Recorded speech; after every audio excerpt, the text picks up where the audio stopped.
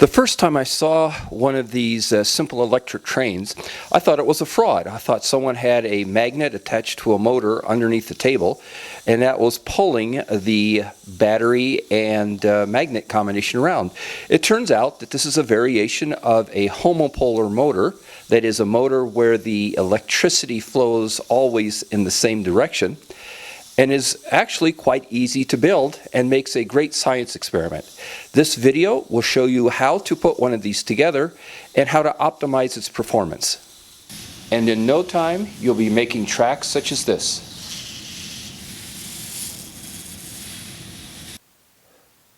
How it works is that electricity from the battery flows through the magnets into the coil, down the coil, and to the back of the battery. This section of the coil, which is carrying the current, creates a magnetic field. These magnets are set up so that they're opposing each other. In other words, this is the south end, and this is the south end. This is a north end, this is a north end.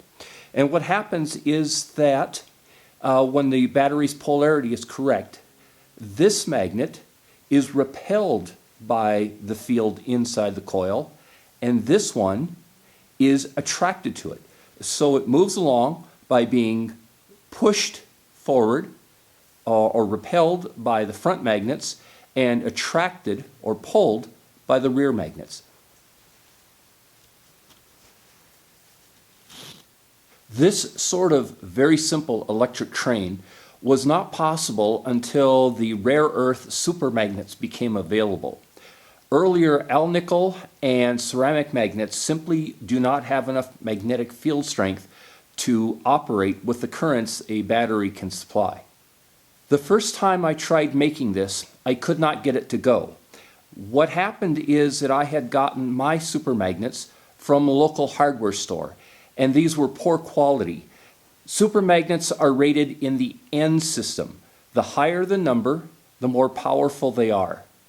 The ones I bought from the hardware store were N35s. They weren't strong enough. These are N48s and work quite well. The highest power supermagnets you can get are rated at N52. One of the problems with this setup is that the button end, or positive electrode, is so small an area that it's very easy for the magnets to come off center. What you want to do is get a brass washer, fit it over, and that will provide a shoulder to help keep that front magnet from tilting. You need to use a brass or non-magnetic washer, because if you use a magnetic one, like a standard steel washer, it's attracted to the strongest magnetic field, which is not in the center, it's off to the side. If you use one of those, then the battery is going to be off center and it's not going to work as well. Battery size has a significant impact on performance. AA batteries have a lot more power and last longer and go faster, but they're so fat that in the standard coil made by wrapping copper wire around a half-inch diameter steel pipe, they don't have much leeway when they're going around corners, especially since they are larger in diameter and require a 5/8 inch diameter supermagnet. AA's don't last as long, but they use a smaller half-inch diameter supermagnet, and they have quite a bit more wiggle room, so you can make them go around tighter corners. Many videos from Japan show them using these half-size batteries, and I have found that they don't put out enough power. They work, again using half-inch supermagnets, but they don't last very long and they don't go very fast. My preference is for the AAA size battery. The next thing I wanted to determine was the optimum number of magnets on each end to make the shuttle go as fast as possible. This is a AAA battery, so I'm using half-inch diameter rare earth magnets. These are again N48s, and the thickness is 1/8 inch. Here is one at each end. Barely clears. Here is 2 magnets on each end. 3 on each end. It's doing a little better. Here's 4 at each end. That's clearly the best. And 5 at each end. What's happening is that although 5 magnets are stronger than 4, they also have a lot more weight. And I think what's occurring is that the amount of drag is starting to overpower the increased force from stronger magnets.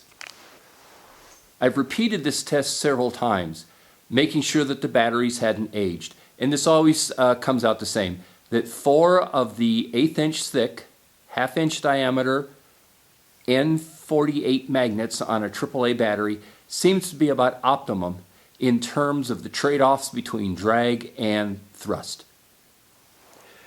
If you're not familiar with working with super magnets, rare earth magnets, you have to take some caution. These are so powerful that if there's one on the table a little way away and you're working here, these will easily pull another super magnet from as far away as 12 inches. It can slam into your finger and cause, even with these small ones, painful pinches. Worse still, if the errant magnet is on this side of a coil, it will fly through the coil and destroy it. And these tend to be expensive and time-consuming to make. So you want to avoid that at all costs. So if you're working with when you're working with these, always place the magnet pieces 2 or 3 times farther apart than you think would be safe. When you're trying to separate these, slide them sideways. Don't try to pull them straight off. Slide them off to the side. You'll have much better luck. If you have a long stack and you're trying to break them in half, I find it's actually easier to peel or slide them off at the end one at a time, working my way down, than to try to break them in half, because each half has a much stronger magnetic force attracting it. While it's possible to assemble the shuttle using various right-hand and left-hand rules and compasses to determine the polarity of the magnets, and another right-hand or left-hand rule to determine the direction of the magnetic field in the coil, depending on which direction it was turned, I found this is much simpler. Take the 2 groups of magnets and just push them together to make sure that they're pushing each other apart. Stick them on the battery and just push it into the coil. One of 2 things is going to happen. Either it won't go or it will. If it goes, you're done. If it doesn't go, simply reverse it end to end and it will go. Like that. One thing to be careful of when you're winding your coils is to make sure you wind all of the segments the same way. If you wind one clockwise, the next one counterclockwise, when you put them together, the field inside the coil will be reversed as it transitions from one to the other, and the shuttle will be going along, and all suddenly it'll hit this one and it'll actually try to back up. And you can get the situation where either it locks up or it's trying to shimmy back and forth. The muted colors and irregular markings of most batteries make them a little difficult to see in operation. A layer of white electrical tape around the battery, not the magnets, will greatly increase the visibility of the shuttle. If you're working against a darker background, lighter colors work better. If you're working against a white background, I recommend black or blue. Avoid red and yellow colors because they blend in with the reddish yellow color of the copper wire so well, the shuttle can be almost impossible to see. My preference is to have the shuttle half white and half black. Because it's traveling down a spiral coil, the spirals impart a rotation to the shuttle, and this half and half black and white seems to show that up the best and is the most entertaining. One experiment I conducted was to determine the optimum turns per inch for the greatest speed. This one is 15 or 16 turns per inch. The coils are actually touching.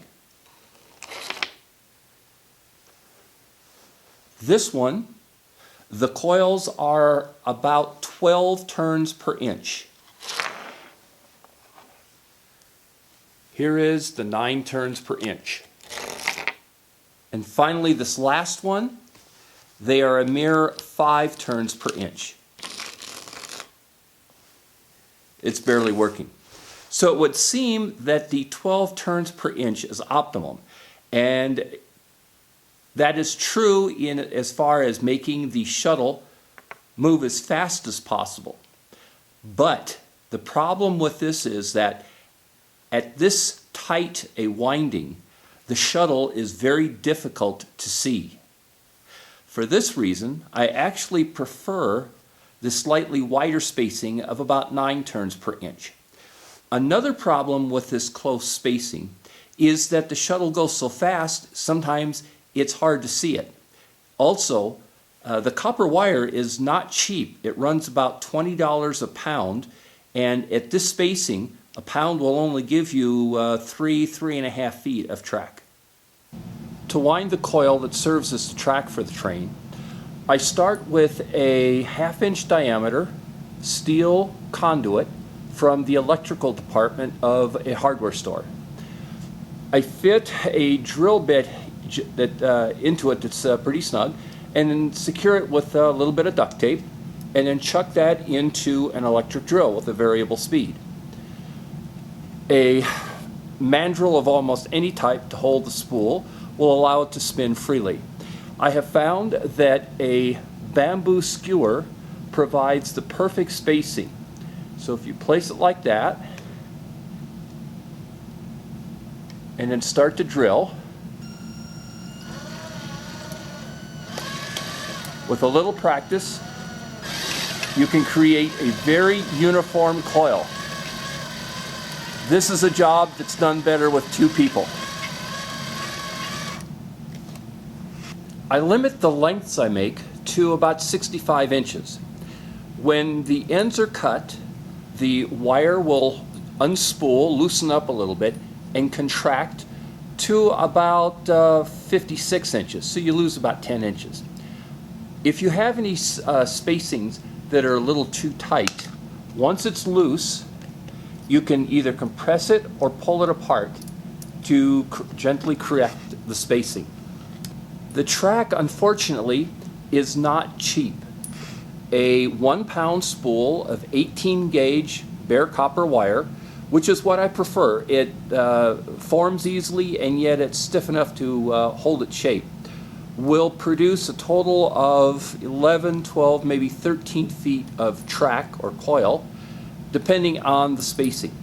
Because copper is so soft, once you have a length of track made, you want to be very careful how you handle it so that you don't stretch the coils too far apart. Rather than picking it up by the ends or the middle, where if you carried it around that way, the weight of the copper would be enough to stretch it out. What I prefer to do is gather a length in, hold the ends and the third points right about there, and that seems to allow me to carry it around without it stretching out of shape. Connecting segments can be done one of 2 ways. You want to make sure you have electrical contact, and if you're putting up a long-term display, a large track with many segments, I prefer using a piece of package sealing tape where the ends are folded over slightly so you have a tab to undo it. Push the pieces together and just seal it up. This provides a very secure holding, which is almost invisible, so it doesn't disturb the flow of the track. If I'm doing a demonstration where I'm connecting and unconnecting the segments a lot, what I found works very good is a hair clip. These are very inexpensive. They're plastic, so they don't disturb the shuttle as it goes by. I clip off about 1/8 of an inch of the tongs so that they don't stick into in between the coils, and then wrap the ends with a little bit of the same tape. It seems to hold better. Just get them together, clamp it like that, and it'll hold quite well. If one of these trains is being used as a science demonstration, a useful piece of information is how long does a brand new battery last. In this time test, I'm using a Rayovac AAA brand new alkaline battery.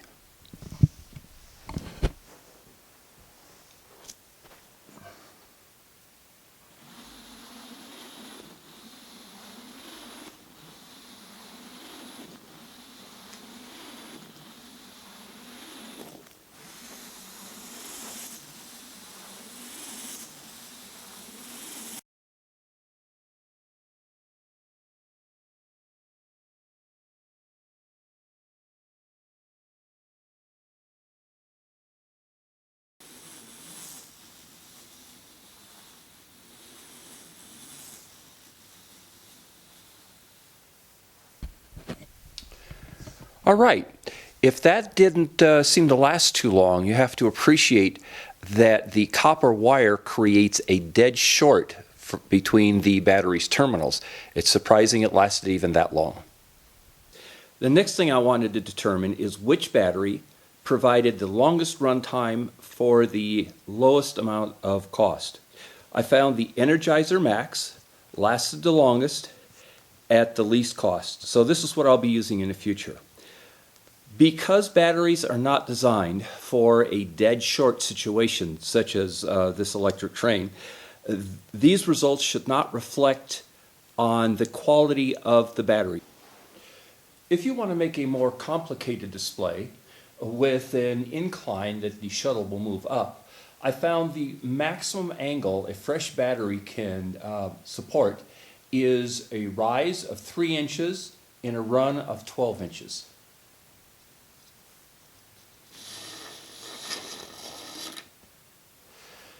If you use a coil that is tighter than this 9 turns per inch, it'll generate more thrust and you can go to a higher angle. But if the battery has been running for a while, it'll have less power and a smaller incline might be more advantageous. I personally don't go any sharper than 1.5 inches for every 12 inches of run. Winding a length of track into a tight spiral allows me to measure the minimum radius through which a shuttle made out of a AAA battery and 4 1/8 inch thick supermagnets at each end can traverse.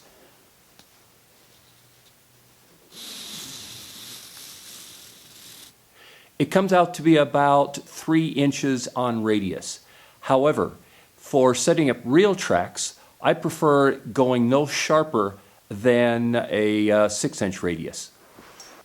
A very elegant way to start and stop your shuttle is to use an open coil section. It consists of 2 tightly wound coils on which the shuttle slides. How it works is that although most of the magnetism is confined inside of the coils, there is still enough leakage on the outside to propel the shuttle forward. These sections run very slowly and generally work much better with AA rather than AAA batteries because the AA shuttles pump a lot more current into the coils. The key to making this work is that these 2 coils have to be wound in the opposite direction of the main shuttle coils. The reason is that the field outside is in the opposite direction of the field inside. So if you just used pieces of this to make these, the shuttle would slide down, hit this, and because the field's in the opposite direction, it would try to go backwards. So if you wind these clockwise, wind these counterclockwise, and it should keep on going. Besides winding these coils in the opposite direction of these, it's also important to have the transition from this to the regular shuttle coils to be absolutely smooth so that there are no bumps there that can stop the shuttle. Here's how it works.